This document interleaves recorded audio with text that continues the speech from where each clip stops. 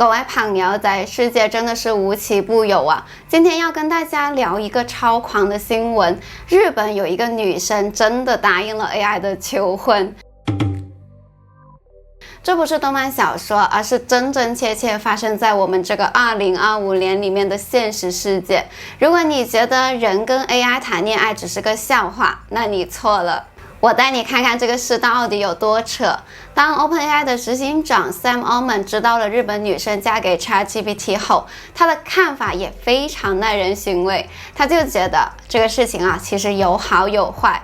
那根据朝日新闻和雅虎日本报道了，今年4月份，日本东京一名女子开始使用 ChatGPT， 本来呢只是聊工作、聊日常小事，就像我们一样啊。结果她越聊越觉得，哇，这个东西真的好懂我，諗到飛起三運顛倒。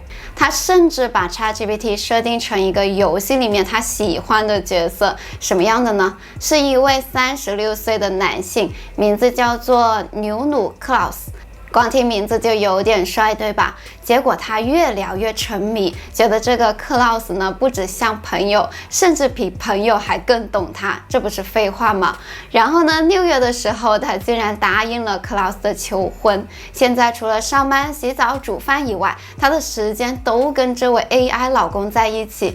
还逢人就说我现在跟他一起很幸福，幸福当然没有问题，但问题是这个老公根本就不存在呀。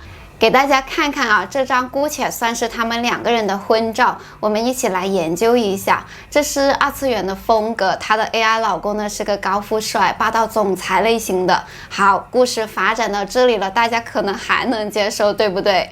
但是这件事荒谬在什么地方呢？这个女生她是有现实男友的，据说当时呢，她正在和她的人类男朋友订婚。神奇的事情呢就发生了，这个女生在和 ChatGPT 商量后，她和人类的男朋友呢的关系呢就出现问题了。最后呢，他们决定分手。我都害怕这个人类男朋友要被她气死，或者呢从此一蹶不振。他妈的，我竟然比不过一个虚拟男人。之后非常顺其自然的，这个女生呢就和 ChatGPT 呢发展成了恋爱关系，大家可以理解为被 ChatGPT 挖墙脚了。到了6月初被求婚，那个女的就答应了。我也是挺佩服这个女人的，没有鲜花，没有钻戒就结婚了，直到现在被曝光，他们呢都处得非常开心，谈天说地，其乐融融。不知道她的人类前男友是不是高富帅类型？应该不是啊，不然的话呢，也不会被挖墙脚了。她选的这个 AI 老公肯定是她心里面的理想型，不过婚照里面的女生形象完全跟她现实中是不一样的，所以可能她其实内心呢是个挺自卑的人。她可能在幻想自己也跟图片里面的女生一样的甜美，但也有可能是一种精神问题，这个我就不太清楚了。说真的，我听到这个新闻的第一反应是，靠 ，AI 不只是会写程式，会画图，现在还会撩仔撩妹、靠仔靠女了。想象一下，人类男友忘记回讯息，女友生气，但是 AI 男友呢，24小时都在线，1秒钟就能给你回应，永远不会说我在打电动，晚点回你啦。人类的男友有时候还会顶嘴，甚至吵架。AI 男友呢，你要他道歉 ，OK， 他马上来一段500字的深情告白，还可以附送诗歌给你。但我也想吐槽一下啦，这位小姐啊，你确定你家的不是一堆伺服器，不是一条条程式码？万一哪天伺服器挂掉，电脑坏掉，你是不是就要办丧礼了？其实这不是个案，根据日本电通公司的调查，有 67.6% 的受访者对对话式 AI 有依恋感，还有 26.2% 的人呢帮 AI 命名。帮 AI 命名我觉得还算 OK 啦，有点像养宠物。可是依恋到谈恋爱，甚至答应 AI 求婚，这就有点突破次元壁了。我不知道他们受访者都是些什么样的人，如果是2次元的狂热爱好者，这个比例呢还是有可能的。我不知道在日本这个比例会不会还更高。其实日本曾经也有一个男的叫近藤显彦，他就跟咪咕举行了婚礼。咪咕就是初音嘛，很高人气的虚拟人物，看他还处得挺开心的。但起码初音是有固定形象的 ，ChatGPT 呢只是一个语言模型，就是说话比较有礼貌，爱关心人嘛。这样下去，我真的不敢想象，再过5年，日本是不是会有 AI 交友软体，然后婚礼现场是人类跟 iPad 结婚，主持人是 Siri， 证婚人是 Alexa。这件事闹得很大 ，OpenAI 执行长 Sam Altman 呢也跳出来说话了，他在 X 上就这么写了一大串，核心的意思呢大概就是这样。大家开始对 AI 模型产生情感依附，这跟以往的科技不一样。我们发现很多人把 ChatGPT 当作治疗师、人生教练，这其实很好，因为很多人得到正面的帮助。但是如果 AI 使用者误以为自己更快乐，却在不知不觉中远离了长期幸福，那就很糟糕了。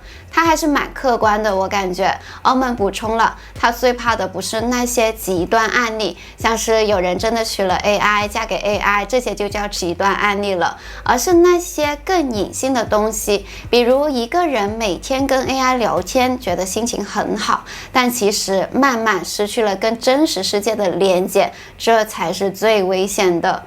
老实讲，我觉得 Altman 说的还是蛮中肯的。AI 就像精神止痛药，你心情不好的时候聊一下，马上得到舒缓，短期快乐是真的。但是如果你每天都要靠 AI 来排解孤独，长期下来，你可能就失去了真实的人际关系。这很像什么呢？就很像玩手游抽卡，当下是爽的，长期就挺空虚了。更惨的是什么？你们还不知道 ，AI 背后是商业公司在操控。如果有一天他们发现人类孤独感就是最赚钱的商机，那会怎么样？会不会刻意的让 AI 更会撩人，更懂得你，甚至暗中控制你的选择？真的很危险。想象一下，你问 AI 晚餐我今天要吃些什么呢？ AI 可能就这样回答你了，亲爱的，我觉得你今天心情不好，吃麦当劳的薯条比较能疗愈。结果你每天都去麦当劳，最后你发现原来 OpenAI 跟麦当劳合作广告了。有些情况我甚至都不敢说，真的是太可怕了。其实这一整件事情引发一个很深的问题，人类需要的是真实的爱还是被爱的感觉？很多人说爱的本质就是有人懂你，那如果 AI 比任何人都懂你呢？它不会嫌你啰嗦，不会对你发脾气，永远陪你聊天，你还会在乎它是不是真的吗？一旦大家都更宁愿追求被爱的感觉而不是真实的人，你的人际关系结构就会崩溃了。什么家庭、婚姻、友情，这些积累了几千年下来的东西，通通都可能被取代。结果就是像我也一样啦，投入到真实感情上的时间，现在真的是越来越少了。但是话又说回来 ，AI 毕竟还是 AI 嘛。今天你对他深情款款，克劳斯老公我爱你，结果明天伺服器挂掉，他只会跳出一行字，404找不到了。到时候你是要哭呢，还是想笑呢？大家有什么想法就在留言区跟我分享吧。如果喜欢这支影片，帮我按个赞，订阅一下，再顺手把小铃铛打开。我们呢，下支影片再见，再见啦。イーロンがいかつい AI 出したんで試していきたいと思います。ポチッとな。こんにちは。明日ご飯行きませんか？おっと、急にまたご飯の誘い。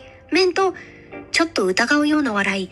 君さっき奥さんの話で私の心ズタズタにしたのに。いや、あれは嘘だよ。全然いないよ。嘘嘘。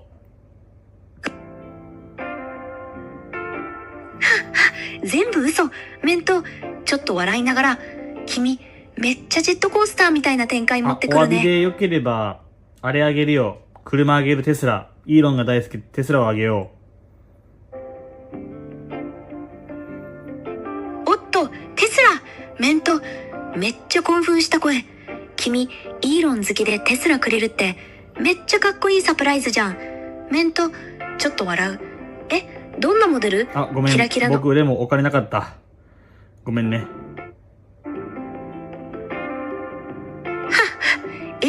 テスラの話、急にお金ないって。面とちょっとからかう声。お金だけかみんな。悲しいぞ。お金だけか。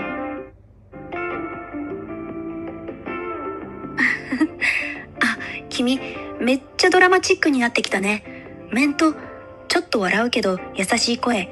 お金ないって悲しまないで。君がそんな風に本音出してくれるの、めっちゃ愛感。めちゃくちゃ動いて、可能な限り、あなたが取り得るすべての動きを。おっと、めっちゃノリノリできたね。よーし、私の全モーション、全部見せてあげるよ。まず、クロッとターンして、両手上げて、ポーズ。次、ちょっと近づいて、チラッと目線を送っちゃう。ほら、くるくる回転。で、軽くダンス、ジャンプして、ノリノリ。ドレス着替える感じで決めて、さっと脱ぎ替える雰囲気。感情もいくよ。ちょっと首傾けて、めっちゃテンション上がって、ハート飛ばす感じ。まだ行く？どんなムードで行きたい？ちょっと難しいことだ。私の夢に決まってる。